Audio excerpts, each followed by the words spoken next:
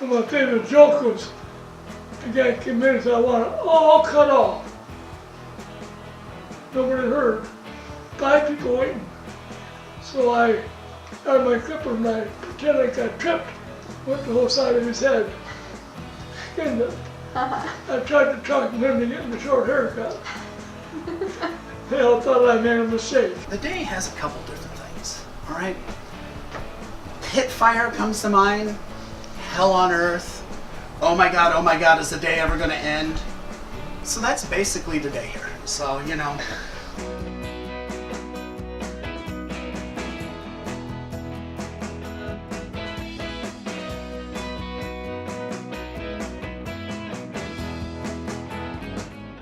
What made you want to become a barber? Accident. What was the accident? A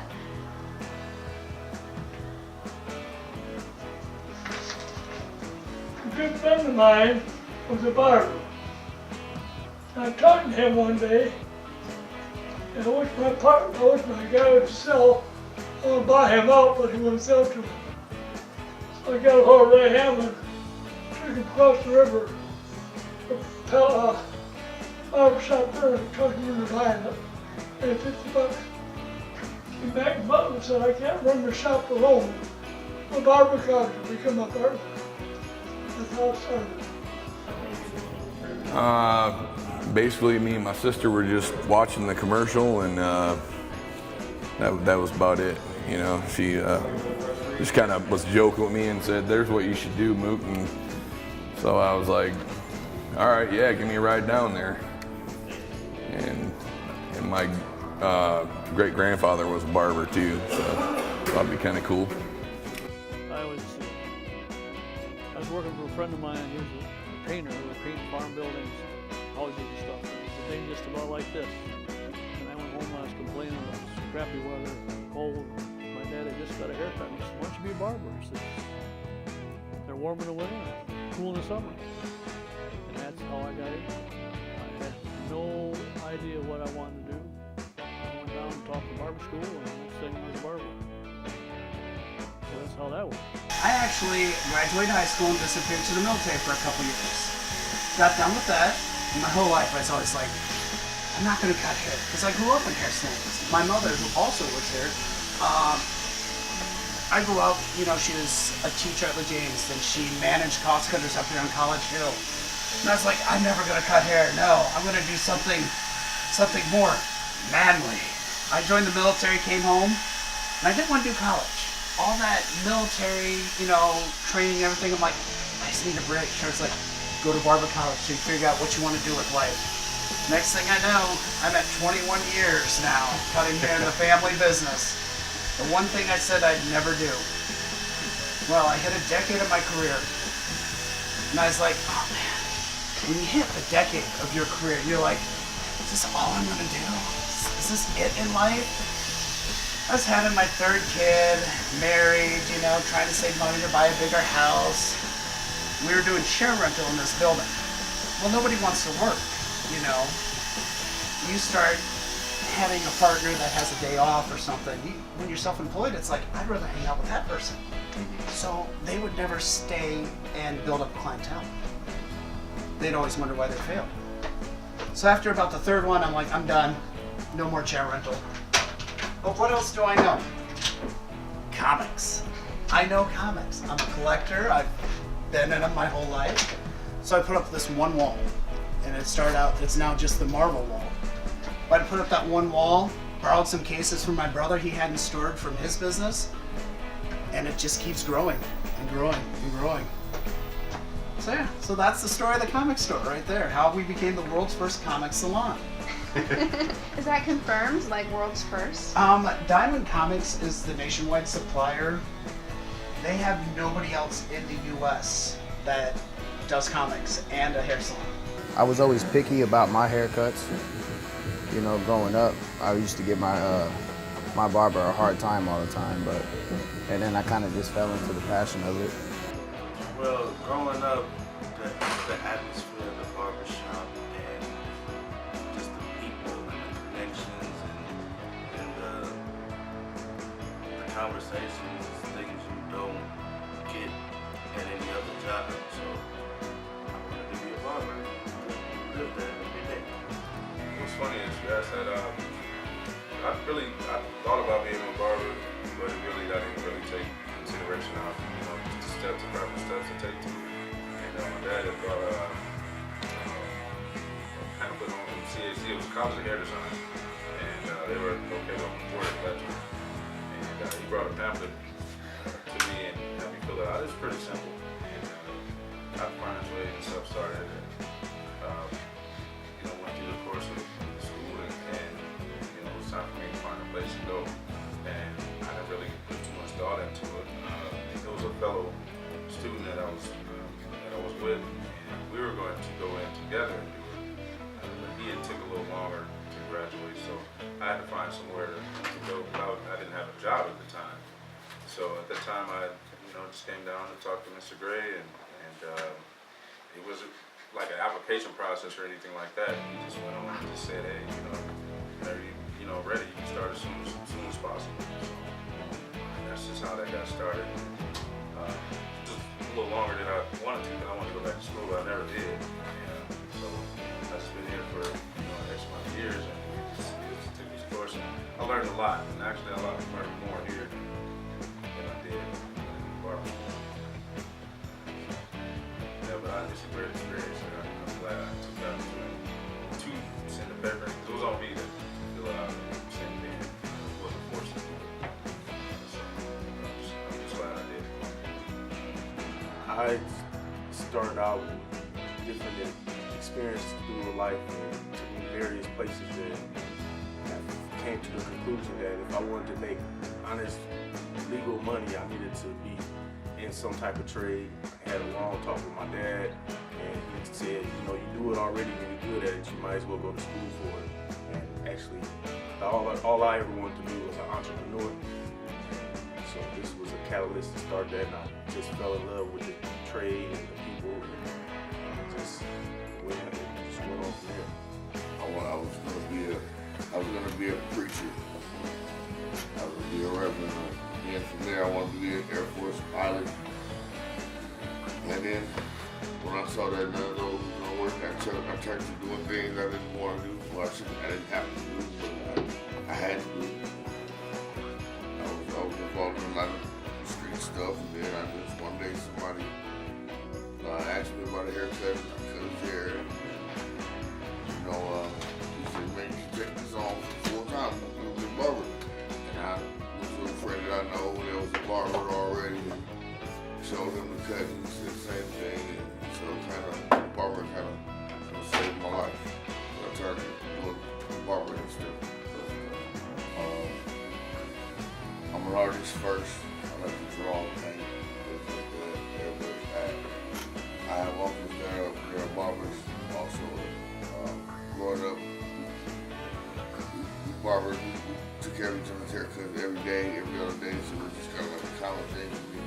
And then I was kind of like intrigued with the whole lifestyle of being a barber, just what you want to do. Be free, I guess. So then we started this family business and had 3 generations. And 66 years. Since 2001. Almost 2 years now. A little over 2 years. Started in 1962 here, and I retired in, what was it? 5 years, a little. I retired, yeah, it was 5 years ago, so it was about 53 years ago.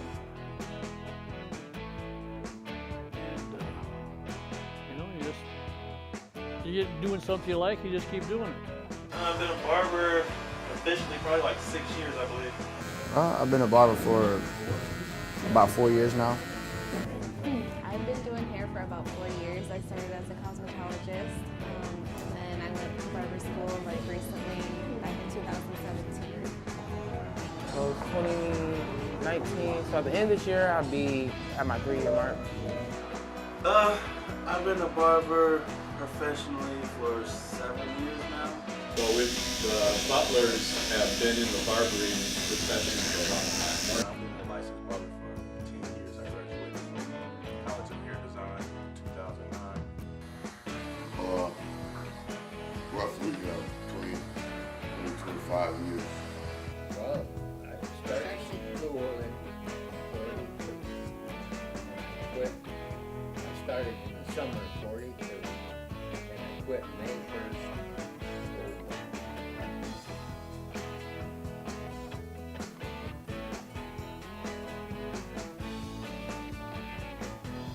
Just shy of 60. So if you could have anybody sit in your chair and give them a haircut, who would you pick? It's a regular person. Regular person? Yeah, regular hair. Why do you pick them? Easier. Long hair, you know if they want it short or not. Short hair, well, it's hard to figure out how to cut it. Yep. Joe Squires, my mentor. Arnold Schwarzenegger. Who would you pick and why? And whose hair would I like to cut? Now, do you do the narcissistic answer? Or do you go with some celebrity? What's the best answer? I'm gonna go with me. I would like to cut my own hair. It'd be interesting, you know, to have yourself in the chair and see what your hair is like. See what your scalp is like. See how it is to cut your own hair at this perspective. Why somebody famous I'm like 2 Chainz or something? If I could have anybody sit in my chair, it would probably be my late grandfather. He passed away when I was a young kid, so I haven't really had a chance to talk to him and get to kind of, you know, learn more of that side of my family history. So it'd be nice to have that conversation with him and cut his hair. What's the most rewarding part about being a barber? Having people be happy when they walk out. Well, the biggest thing is I'm lonesome and I get a chance to talk to people. That's the biggest part of my happiness. Yeah. People have been, but if you don't like them, a half hour they're gone. The feeling that people get when they leave, the feeling that I could get them a girlfriend or get them a date that night, something like that, Yeah, or the fact that they feel fresh, clean, and just walk out happy. Just how like when you can change somebody's whole mood and then just their whole look. Somebody can come in with long hair and then leave, a nice haircut and makes them feel good about their day or their week. I think meeting other people, just talking to people, seeing what they're doing. You get people from all over, all kinds of work related stuff. You get to learn a lot of stuff about nothing. That's kind of interesting. Take the clients and I gain an opportunity to get a relationship with others. I saw people from a year old and now they're graduating, getting them their haircut for college. So it was just the relationships that I built. When I hand people the mirror and just see their reaction after they get a nice haircut, especially people that I've never been to a barber before, just the whole experience for them,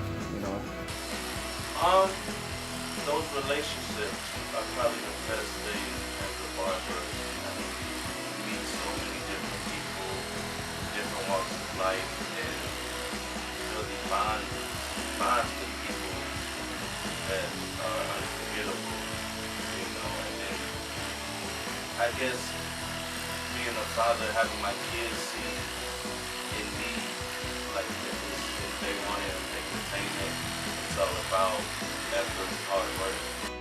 All of the family atmosphere of the program and just being in the heart of the community.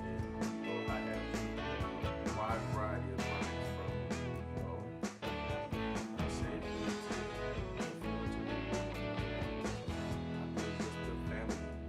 family atmosphere of the barbershop. The love that we have, it's a brotherhood. We share amongst each other.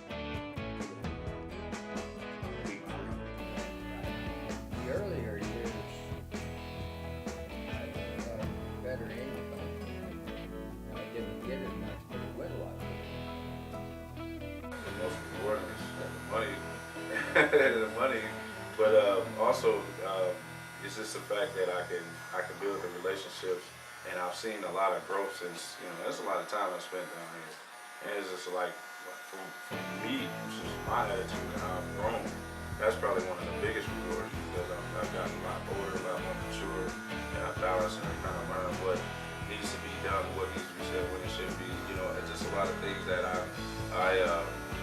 even the relationships, you know, the people's hearts I've touched, hearts, you know, the others that have touched mine, and just the things I've learned, you know, just from natural, just not even having to go to college and learn some of these things, just for people to give me information and help, and, you know, just give me inspiration, encouragement. You know, sometimes just smiling, giving somebody some coffee, you know, it doesn't have to be monetary, it doesn't have to be anything of any material. It's just sometimes it's the fact that somebody just, you know, hopes that you have a good day and hopes you know, things, you know, even listening to me. Because this is not a place where they need to come here and hear me. I need to hear them vent. Sometimes I move backwards. It gets non-professional, but I tend to vent sometimes, and it's just good to have people that are genuine and can actually help you out and give you just a word of encouragement. Hey, fun. We like to have fun. We talk about a lot of stuff, and we joke, and sometimes we watch movies, we cut a lot of hair, we have a lot of debates. Like I said, Jess and I was the second marriage for both of us, and I was very proud of the idea that he was a barber. In fact, I told him that one time. I said, "Don't you realize that you are considered a professional? You know, it's just like you are a professional." He was happy being a barber, so he just took it all for granted. And I said, but I was proud of him for being a barber. And I was proud of the way that he always, I mean, I said that I would hate to put the choice up there of what was going to come first, fishing, the barbershop, or me, and I would never ever put him in a position where he had to choose, because I knew I'd be third down on that list. What type of experience do you want your customers to have? A rock and roll one. I want them to leave here just like energetic, rock and rolled out, ready to party.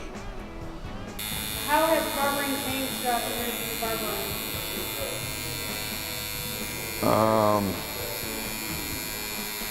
It wasn't like as popular when I started, you know. It was like people just getting a haircut. That's about it, I think, you know. Now there's like different, you know, all kinds of different stuff. I'm not the president of Barbers Union. We all charge the same, we all have the same hours, we all have the same days off. And they tried to come in, but I controlled pickets, and I made sure they couldn't come in. Well, it takes 30 barbers to be a union. There was only 20 at that time, now there's 10. So now the cost cutters and all those come in and have ruined the barbers. No more kids. Well, they start at 8 in the morning, and they close at 9 at night, open Sundays.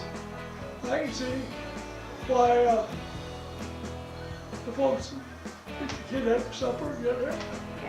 There was probably, when I started there in Waterloo, Cedar Falls, Raymond, and Evansdale, there was probably roughly 75 to 80 barbers.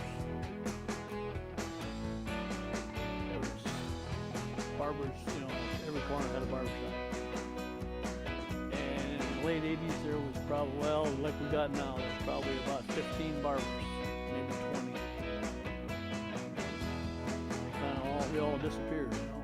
It used to be Barbers Association. There's probably 30, 40 guys. We met once a month. So that's gone. Yeah. It just went away with the number of barbers went away. Was Greg's your first choice? Yeah, it was as long as, I think it was the longest running barbershop besides Pep, and Pep, he passed away, so this is the longest running shop I wanted to do, black barbershop. So yeah, this was a choice to make, because this is something that I wanted to do. The shop I wanted to go to, there was another one, I want to say, Amazing Looks, I believe it was at the time, and I had an opportunity to go there, but I just had more, I was more comfortable here, Graves, because this wasn't the only location Graves was at. It was probably been here for maybe 2 or 3 years now. I got it. Yeah, so this is the first, the only option I really had besides going with the other barber. I agree with what she mentioned about going together. I would say I feel like a lot of people are trying to follow the trend of being a barber rather than just wanting to be a barber. So it's more of like, passion over, the profit of it. So when I started, everybody was getting haircuts like we are now. Short haircuts, flat tops, that's what it was all about. We hardly ever had a regular haircut. It was just all zip them up the sides, cut off the top. And then the Beatles showed up. Long hair showed up. And in about, from that time, from the mid-60s until early 80s, I think about half the barbers in the country were out of business because people wouldn't get their haircut maybe once a year. When grandma came, whatever, kids never got haircuts. They grew it long and they wanted it. And that's when my wife went to work. Because that's what you had to do, You wouldn't cut much hair. Because nobody had hair. I mean, they didn't want to cut. Well, it did. I mean, you grow hair down your shoulders, so how many haircuts you get a year? None. What's the most unusual haircut you've ever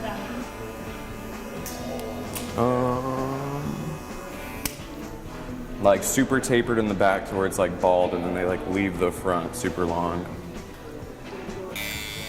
A guy got like a line around all the way around his head, and then he wanted it faded. But he had hair on top too. That was kind of different.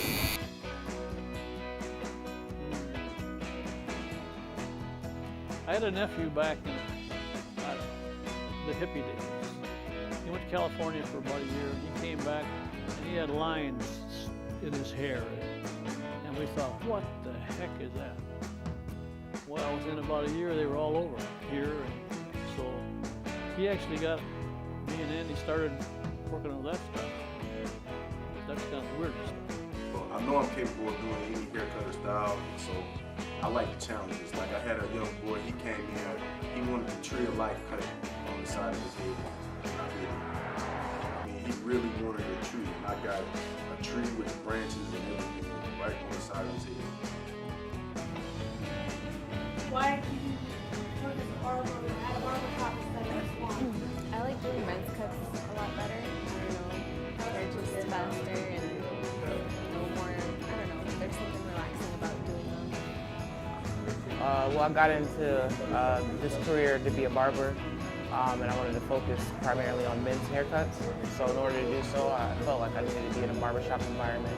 Do you have a hard time getting clients as a female barber? Not really.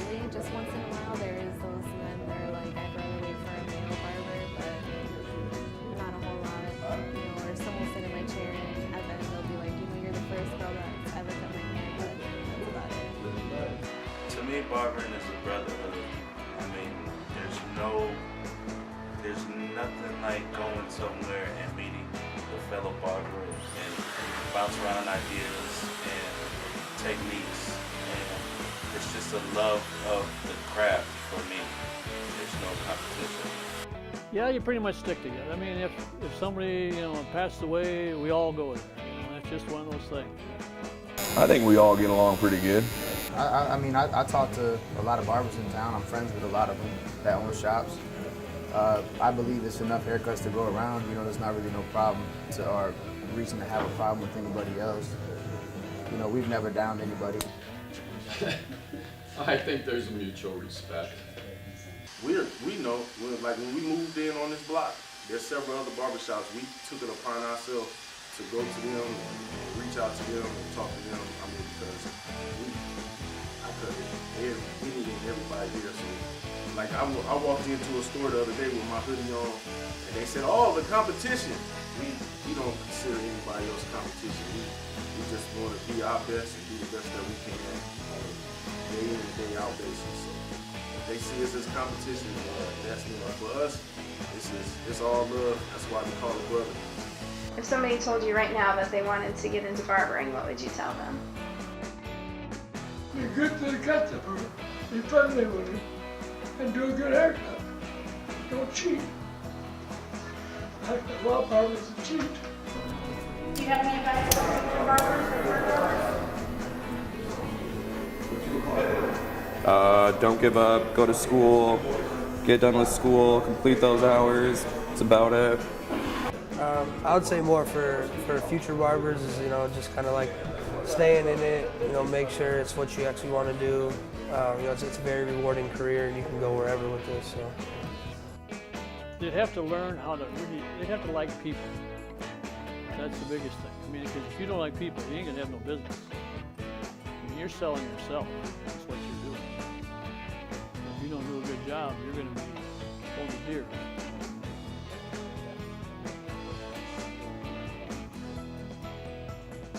Well, anybody's got to get the skill. I mean, there's certain people that can't do nothing, but I think anybody could cut hair, pretty much, to a point.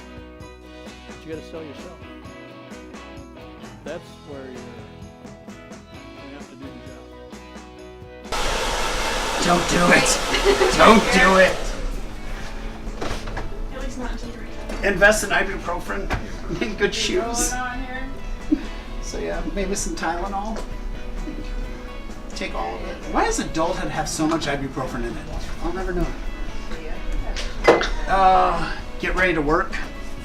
So, never turn anything down and work your butt off. That's it. I do know that some days you wake up and everything is geared, ready to go, and it's like, man, I can't get it together. And you still have to be there because that's really all people want. Yeah, if this is something you want to get into, make sure you love it. Because people who actually love it become really good and make a lot of money. Yeah. Nowadays there's a lot of barbers that come out of school and then, they act like the world kind of owes them something. But, it takes a lot of hard work, So my only advice is just to stay down until you come up. And when you come up, stay down. Just stick with it. Don't be discouraged, Take it one haircut at a time and you'll look up and next thing you know you'll have a prosperous career. Everybody has to have a haircut. So I think that whether you go to a barbershop or a salon or whatever, it becomes personal. Hopefully you make a lot of friends, and it's at my age now. It's interesting because I've done 2 generation families also. I've done the grandfather and the son and the grandson, so it makes it kind of neat to look back and get to know the families. Practice your skill, hone your skill, and just do the best that you can. I think customer service goes a long way, and you gotta be diverse. I've cut people hair that was getting ready to be on their way to prison, all the way to the mayor. So it's just you gotta be ready. I have people that come in that don't even speak English. I ask them how they want the haircut, they be like, psst, psst. So I was like, okay, sound like you want to pay me. Yeah. Hone your craft. Get deeper into what you're doing in the physical, more so than the business aspect. The business aspect is going to come. You have to know that too. But in order to be a reputable business and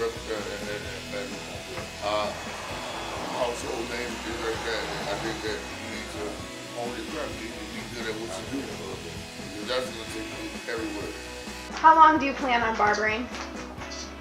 Long time, hold your cut. Probably till I'm retired. The rest of my life. Hopefully the rest of my life. Until I can't do it anymore. The rest of my life. Until I can't cut no more. Until my legs give out and my hands cramp up.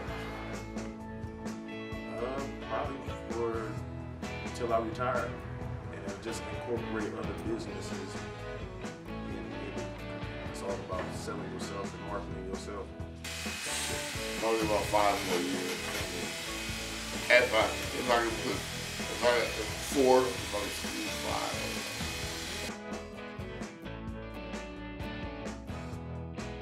5. I am going to try to find a day that I can have like a Memorial Day for Jess, and I will have to get the word out to his customers that if any of them want to come by and select an item, that they're perfectly welcome to do so.